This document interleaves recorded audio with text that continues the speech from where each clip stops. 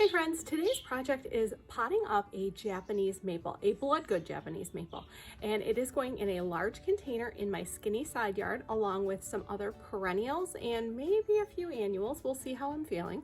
So let's jump right into it. Let me show you the maple and start potting up. All right friends, here is my Bloodgood Japanese maple. I am really excited to pot this up. I did want to show you that when it arrived, it did have some soil outside of the container. So, you know, maybe packaging could have been a little tighter, but it's in really good shape. It's been sitting outside, so I'm gonna take it over. I'll show you where I'm potting it up and what I'm planting. Okay, this is the side yard. As you can see, I have the arbs in the backyard there. Then we have the fence and then my side yard. This is my very skinny side yard. And I have the container sitting here. I need to adjust it, get it in place, and pot up the Japanese maple. So let's take a closer look. I do have some soil in here. This is new soil. I just put that in. I have the drip line. I just wanted to make sure that didn't get soil in it, etc. So that is running up through the bottom. So yeah, we'll get the maple planted first. I have some extra soil here just in case I need it. Need to go get some fertilizer, I think. All right, let's get this potted up.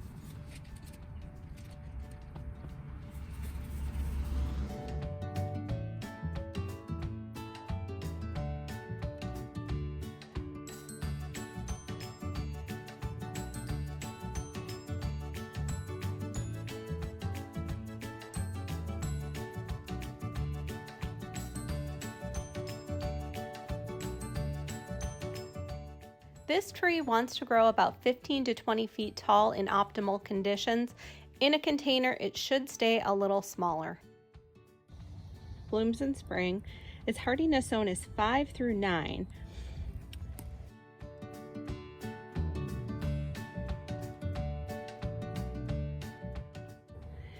The colors are very pretty. I really do like it. And down below,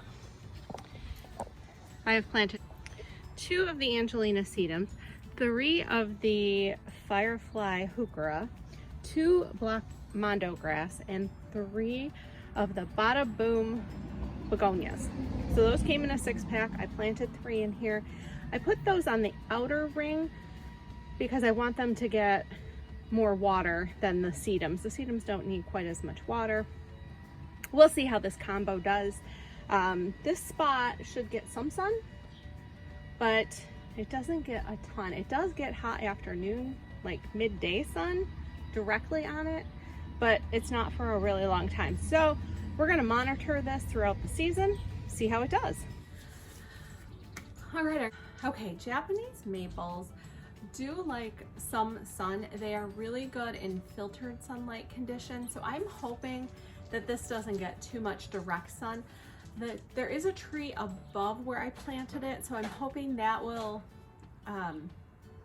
leaf out and provide some filtered sun for the Japanese maple. That is a volunteer tree, like nobody planted it there, it just started growing. So the homeowners next door to me may decide to take that out this year. We'll see. If they do, then the Japanese maple will be in a lot more sunlight. So as the season progresses, like I said, we'll have to monitor and I may need to adjust. Now, the one thing I did want to mention that Japanese maples do well in hardiness zones 5 through 8. I am a zone 6B, and if you are going to let a plant live in a container, it should really be 2 zones lower than your growing zone. So this is one that I will probably need to move to a more protected location for the winter if I'm going to leave it in the container. If I'm going to decide to plant it somewhere, well, that's a different story. But for now, it's going to live in its container. That container is a 24-inch wide, and it's about, I would say, 20 inches tall. It is a good size container, so I think it'll be happy in there for a few years at least. That root ball wasn't gigantic. I did get this through Nature Hills online garden center, online nursery, and I have a link in the description to the Bloodgood Japanese Maple that I ordered from them. It did come in a sturdy box, well packaged. Like I said, it did lose a little bit of soil on top, but there was still plenty around the root ball, and they did bag it up so that soil didn't go all over and make a giant mess. And there is a tag right on the tree, just like you would purchase at a nursery. So just so you know, I'm giving you an option as to where you can purchase things. And here's a view of the container from the backyard looking toward the front yard. My neighbor across the street also has a Japanese maple. Sorry about the wonky camera there. But as you can see at the top of my maple, there's more red poking out, and that is my neighbor across the street's maple. I think it will look lovely once I paint that fence black and get the rest of my annuals potted up in the backyard. Alright guys, that is going to do it for today's video. I really appreciate you watching. As always, if you enjoyed this video, would like to see more content, please hit the subscribe button, and I will see you in the next video. Thanks so much for watching. Have a great day.